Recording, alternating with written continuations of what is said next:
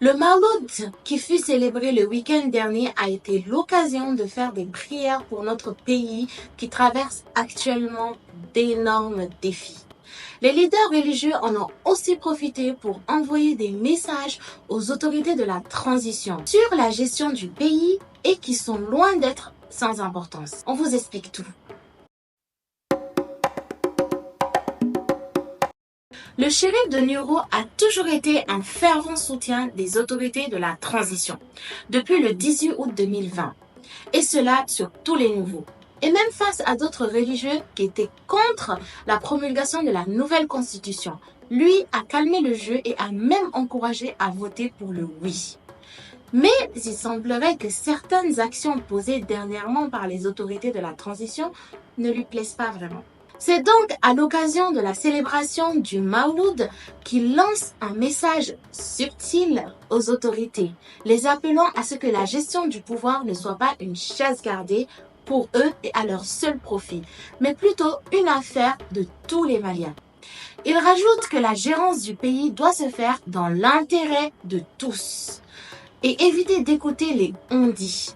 Mais surtout ne laisse pas entraîner ou manipuler par quelques individus au risque de causer du tort aux gens inutilement.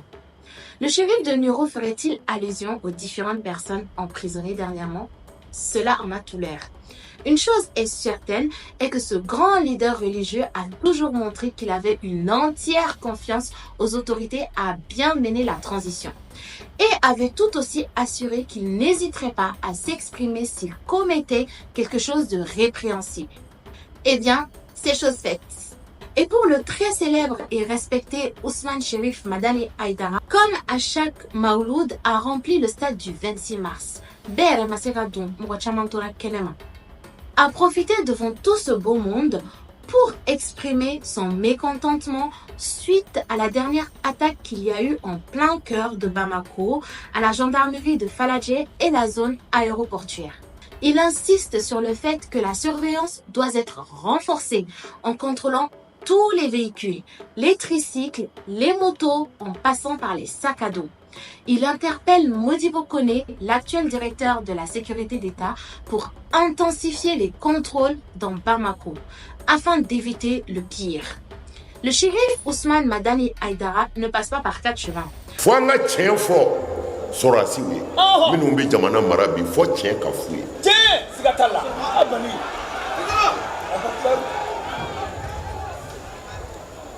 Si ça ne va pas,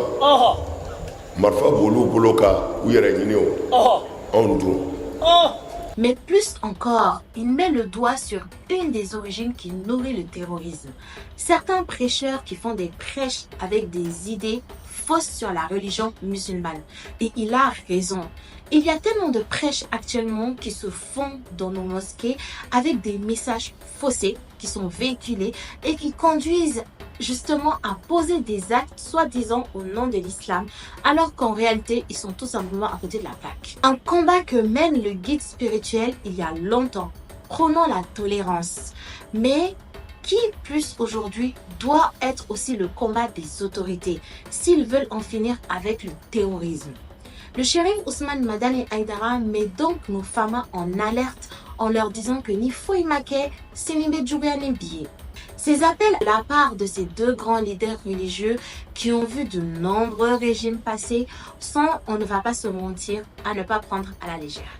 Une chose est sûre est qu'après 4 ans de transition et de récents événements survenus prouvent qu'il est temps de changer la méthode de gestion de certains dossiers car elle a tout simplement montré leurs limites. Mais au final, la balle est dans le camp de nos femmes qui ont le choix de prendre en compte ces conseils ou pas. Et vous, que pensez-vous de ces différents appels faits par les leaders religieux envers les autorités?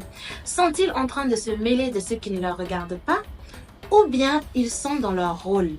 Pour plus d'infos, abonnez-vous à nos différentes plateformes et retrouvez tous les jours dans les kiosques le journal papier. À bientôt pour une autre vidéo.